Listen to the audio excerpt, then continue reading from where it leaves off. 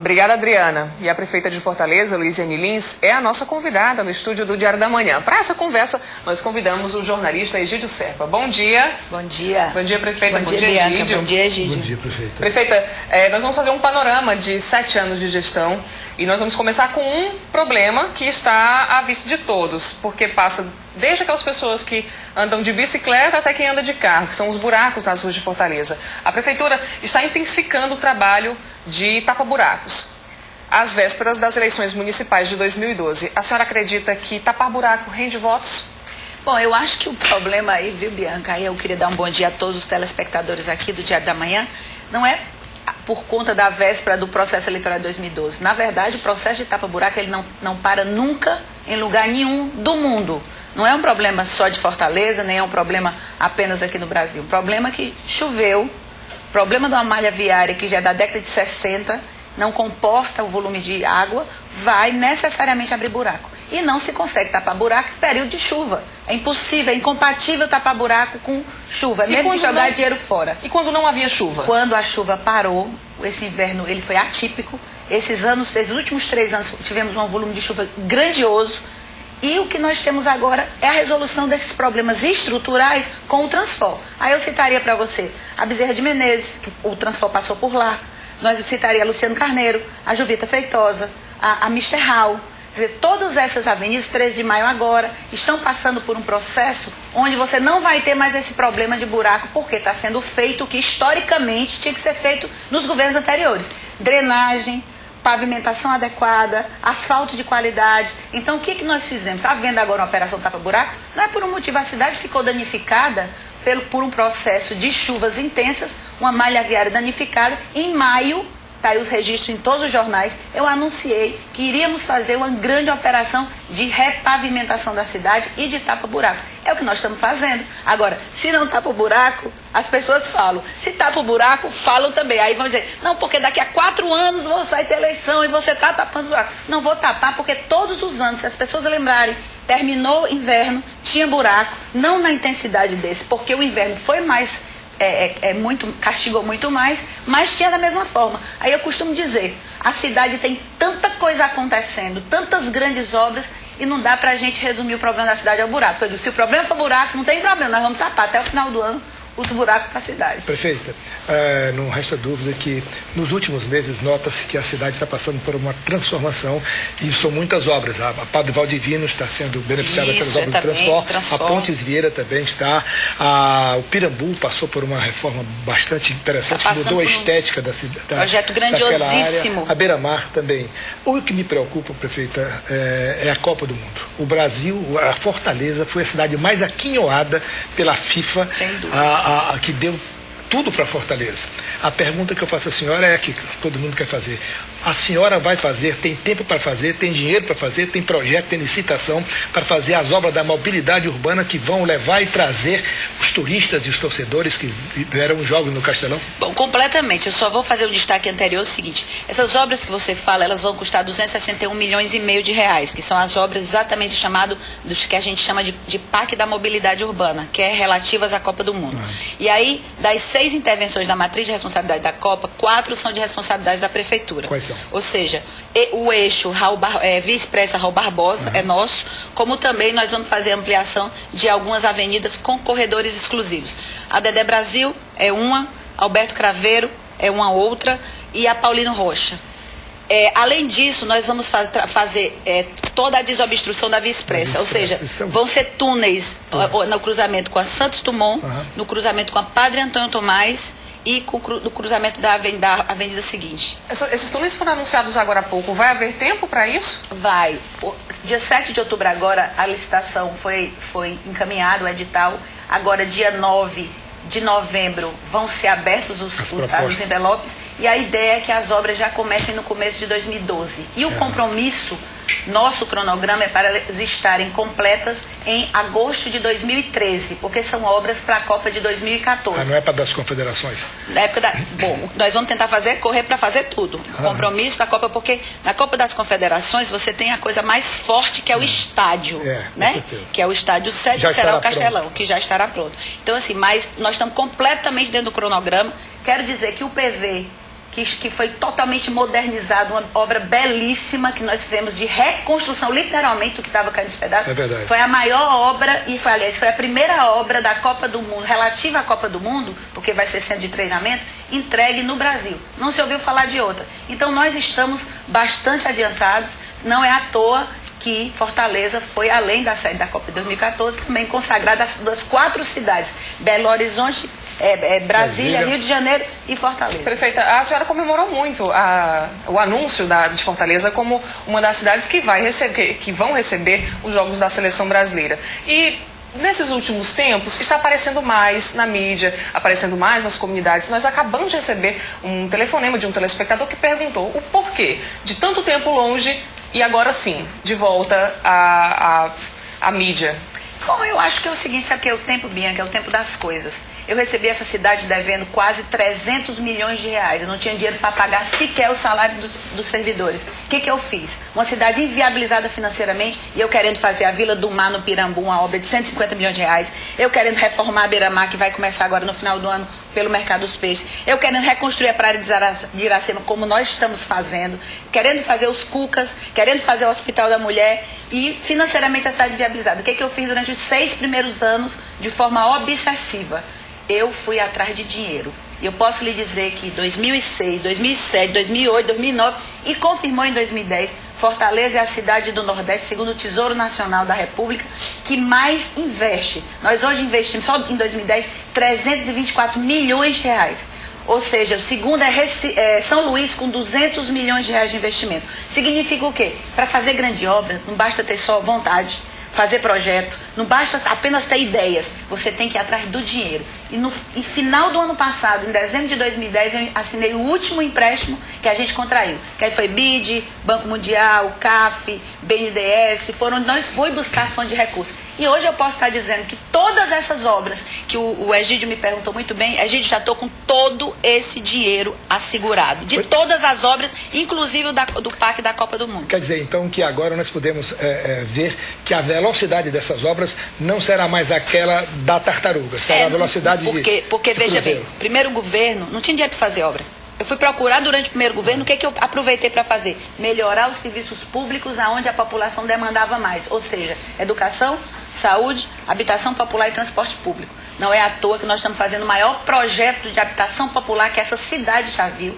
Nós estamos eliminando, e vamos chegar até 2012, eliminando 40% das áreas de risco dessa cidade. Um problema histórico que nunca todo mundo fala, que devia ter... Ninguém fez, objetivamente. O Pirambu foi mais de 50 anos de sofrimento daquele povo.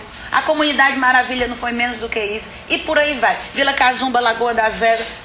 espaços que eram destruídos da cidade e estão sendo reconstruídos. O primeiro governo foi cuidar das políticas sociais. Segundo governo, as grandes obras já estavam projetadas, licitadas, foi fazer, porque foi quando os recursos chegaram. Prefeita, ainda falando sobre a habitação, nós vamos falar sobre o IPTU, que não deve ser reajustado para o próximo ano. Boa notícia para os fortalezenses. É verdade? Mas é verdade, e se isso for verdade, a Prefeitura vai fazer como para organizar e balancear as contas? Bom, a Prefeitura, é bom deixar muito claro, e é importante que o telespectador saiba disso, porque é um dado muito curioso.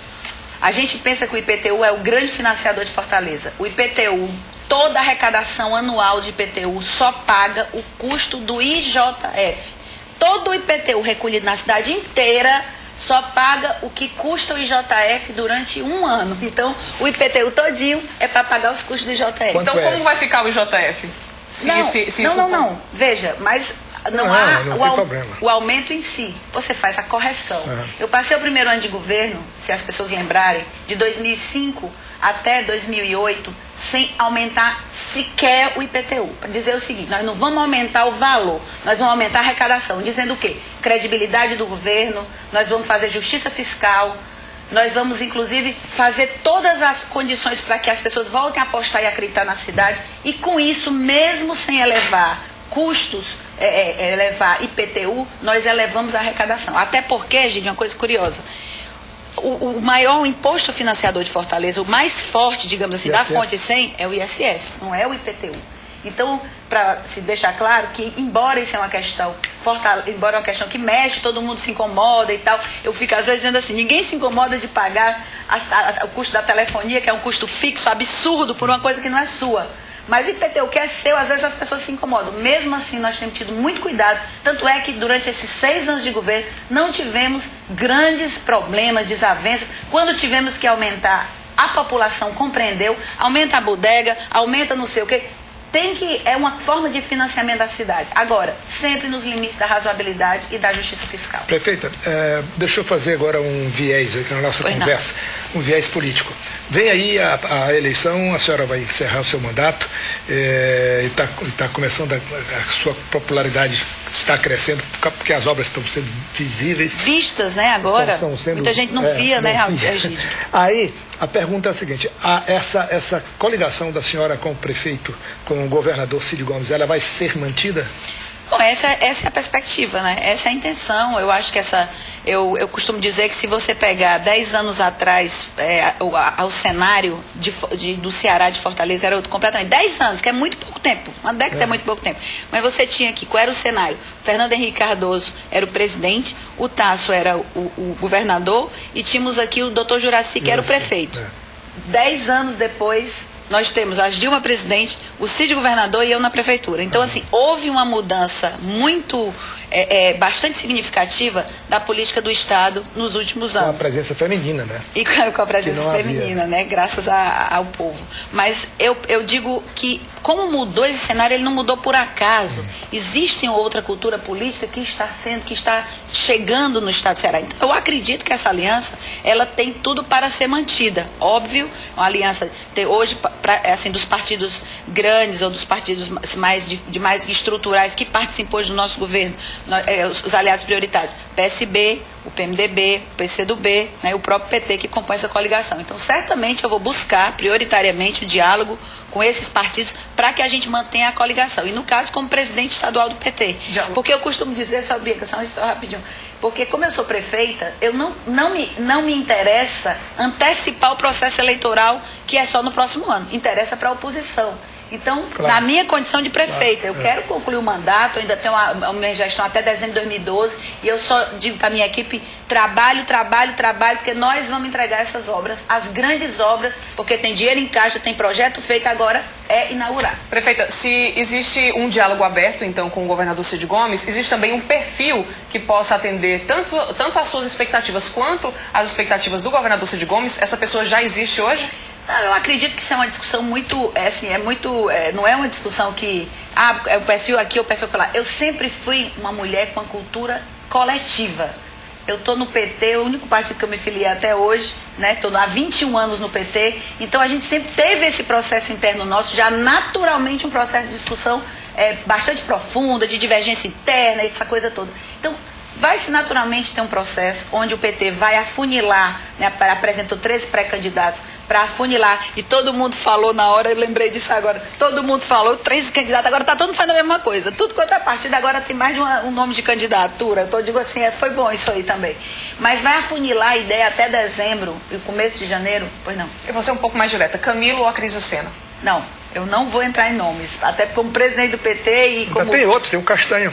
Tem muito mais outros aí candidatos que podem estar no páreo, mas até dezembro a ideia é que a gente possa afunilar o nome do PT, o nome que o PT gostaria de apresentar, 1, 2 nomes, e nós vamos dialogar com os partidos que estão na coligação. E depois do diálogo com os partidos, nós vamos ver qual é o nome, né, que melhor se encaixa nesse processo. Eu acho que a discussão tem que ser essa. É essa a minha cultura de debate político. Prefeita, outro viés. Como é que a senhora viu a queda do ministro dos Esportes acusado de corrupção?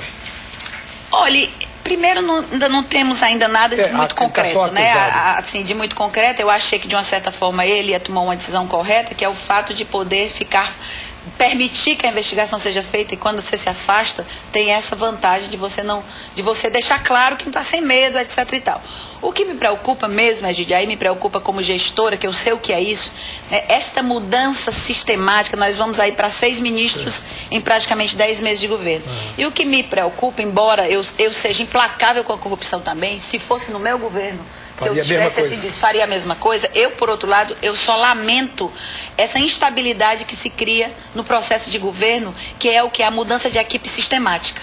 Você sabe que você já trabalhou muito perto disso, que na hora que você muda a cabeça, você tem toda uma outra história que começa. Então, eu só me preocupo com essa instabilidade da mudança, da solução de continuidade que pode estar havendo. Agora, acho que isso pode estar servindo de exemplo para muitas e muitas coisas aí que o Brasil quer passar limpo. Isso é muito importante. Passando para os investimentos em saúde, nós temos recursos garantidos, segundo a Prefeitura, para a construção e finalização do Hospital da Mulher em 2012. Está garantido mesmo, prefeita? Garantido. Nós já estamos com 86% das obras finalizadas e nós deveremos entregar até o meio do próximo ano o Hospital da Mulher funcionando com uma perspectiva de um atendimento de cerca de 500 mulheres dia. E a manutenção desse hospital? Nós estamos discutindo, a ideia é fazer uma espécie de fundação pública, né, uma espécie de fundação pública, onde nós entraremos na Rede Cegonha do governo federal, então seria um cofinanciamento do SUS, partindo também, entrando na Rede Cegonha, e para isso nós ampliamos até para fazer uma casa de parto na lateral do hospital, que isso permite que a gente entre e tenha esse cofinanciamento do governo federal. A gente sempre fala que faltam médicos na rede pública. Vai ter profissionais suficientes para atender a demanda do Hospital da Mulher? Vai, mas nós temos que ter mais médicos formados mesmo, porque a quantidade de médicos ela ainda é insuficiente para a demanda. Então acho que bom que essas universidades que estão abrindo curso de medicina é importante, desde que com critérios, etc., para você ter uma demanda maior. Porque às vezes, só para você ter uma ideia bem, que a gente quer contratar, nós chegamos até o final de todo o concurso que foi feito já do nosso governo. Só no nosso governo entraram 7 mil novos profissionais de saúde por concurso público, entre agentes comunitários, agentes de saúde, médicos, enfermeiros e dentistas. Chegamos até o final da lista, com todos os classificados, etc. e tal. Acabou a lista. Pegamos carona, que chama carona, que é quando você pega os concursados do Estado. Já fizemos também isso, mas tem horas que falta o profissional. Então é bom deixar claro isso. É por causa do salário, não? Nós hoje temos, eu digo sem medo nenhum, nós hoje temos o profissional de saúde mais bem pago de serviço público. O salário base do nosso médico saltou no plano de carreira deles de cerca de 700 e poucos reais para 1.400 e poucos reais. Tivemos um aumento de 134%.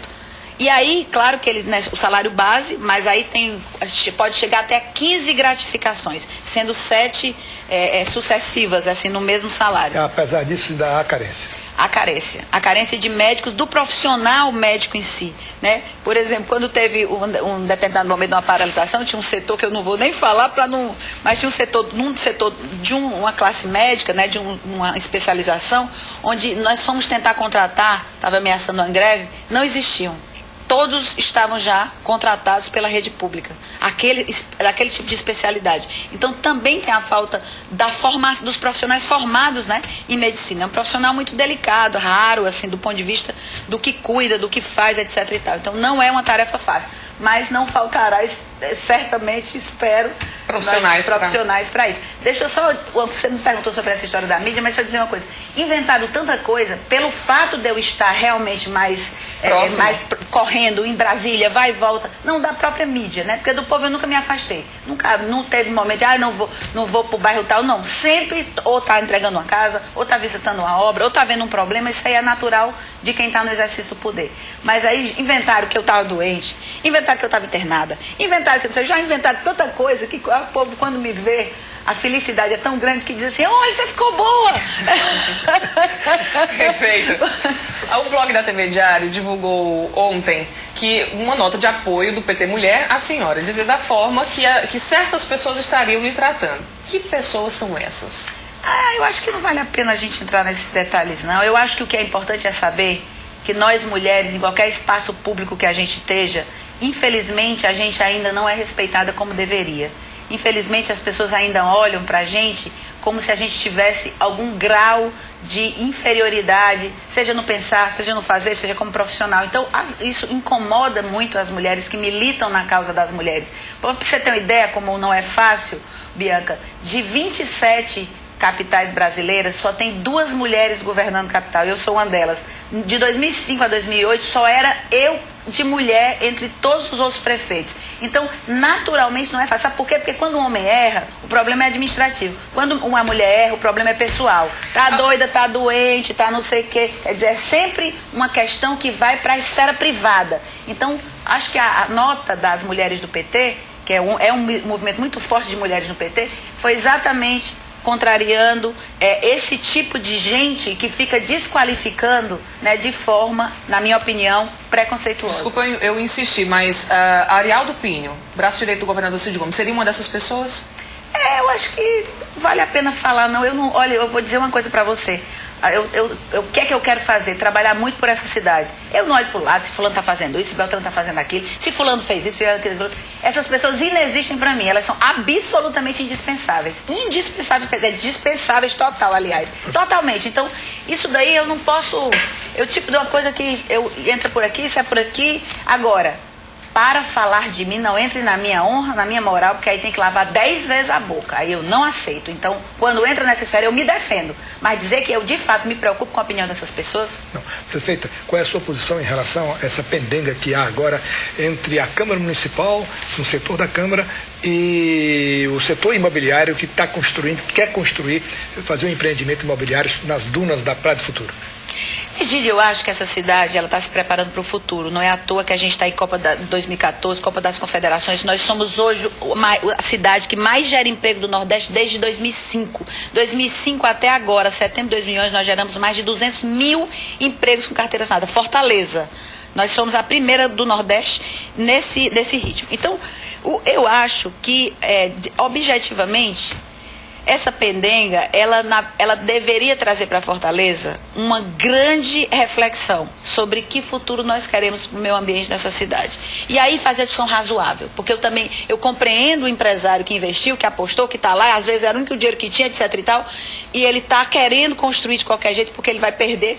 E por outro lado, entendo também a defesa que nós precisamos fazer da área porque a gente criou a área de proteção ambiental da Sabiaguaba, a questão do próprio Parque do Cocó, que é um pulmão verde que nós não podemos perder. Então eu acho que nós vamos ter que encontrar uma equação onde ninguém será prejudicado. E eu acho que talvez agora, esse momento, Câmara, sociedade, é o momento da gente trazer, inclusive hoje mesmo, eu tenho hoje uma reunião, um seminário com o setor imobiliário. Todo o setor imobiliário vai reunir hoje lá na sede do Paço Municipal para trazer exatamente as demandas, as dificuldades, solução, né? Buscar soluções para essas questões que surgem na cidade, que é através do Secov e do Sérgio Porto. Ainda falando sobre Praia do Futuro, a revitalização daquele trecho de Fortaleza parece que foi tomada, essa discussão foi tomada pela Câmara Municipal. Onde é que está a Prefeitura nessa discussão toda? Sobre as barracas que você fala? Urbanização será feita, tá, com dinheiro assegurado do Prodetur, que é toda a questão da questão viária. A Praça 31 de Março, a antiga Praça 31 de Março, obra de 6 milhões de reais, está em pleno vapor. Encosta do Morro de Santa Terezinha, que é na ida para lá, também obra de 10 milhões de reais, aquilo ali vai ficar maravilhoso. Já está todo desenhado o trecho, já a obra está avançada. Com relação às barracas da praia, existe uma discussão histórica, existe uma decisão judicial. O presidente da Câmara foi demandado por essa questão das barracas porque está acompanhando a discussão através da Associação dos Barraqueiros, etc e tal. E o que nós vamos... É outro saldo que nós vamos ter um saldo positivo que nós vamos ter para a cidade. Estamos esperando o debate da sociedade. Tem uma decisão judicial que, inclusive, a Prefeitura, num determinado momento, fortaleceu a decisão do Ministério Público, porque o que é que a gente acha? Se Fortaleza tem cultura de barraca, a gente precisa compreender que o fortalezense tem essa característica diferenciada. Mas, por outro lado, isso não significa que a gente vá em área pública. Praia é área de interesse comum, público, onde se possa estar privatizando espaços dentro das próprias barracas. Então, você tem que ter um padrão mínimo de quê? De tamanho, de comportamento, para que você não deixe cada um fazer o que quiser numa área que é uma área pública. Egídio, eu pedi licença só para a gente encerrar e perguntar antes, lógico, sobre o Réveillon de Fortaleza. Grandes volumes vão ser gastos, novas polêmicas vêm por aí ou não? Mas essas polêmicas, elas sempre vão existir, porque eu considero pessoalmente que esta é uma grande iniciativa. Não tem mais festa prefeito do Natal, que venha, que deixe de fazer Réveillon, sabe por quê? Porque isso que está fazendo que Fortaleza é a primeira cidade mais visitada do Nordeste claro. E a terceira do Brasil. Pergunte a qualquer pessoa que não seja mesquinha, que tenha juízo, para saber o motor econômico que esses eventos, pré-carnaval, carnaval, aniversário da cidade, o próprio Réveillon, que não são festas festas em si apenas. Se fosse, já era importante para o povo que não tem acesso. O povo pobre que nunca teve acesso a isso. Assim, mas ela dinamiza a máquina do turismo toda a partir daí, que é a nossa vocação. Réveillon vai ser maravilhoso, como eu digo, sempre será maior, melhor, mais bonito do que o ano anterior. E esse ano convidar o povo de Fortaleza, vai ter tarifa social para ir, para voltar. Nós vamos ter aí o grande show da Ivete Sangalo, juntamente com outros, né? Mas Ivete vai puxar hoje, né, a grande atração do Réveillon desse ano. Onde ia 1 milhão, agora vão 2 milhões. É o último de 1.200.000, certamente tomara que a gente chegue a 2 milhões de pessoas em paz, que é o mais importante, que é o Réveillon da paz. Prefeita, eu gostaria de agradecer muito a presença da senhora aqui no Diário da Manhã. Um ótimo dia, bom trabalho também. Egídio, obrigada também pela participação. Obrigado. Prazer em vê-la, prefeita. Bom dia. O cantor e compositor Evaldo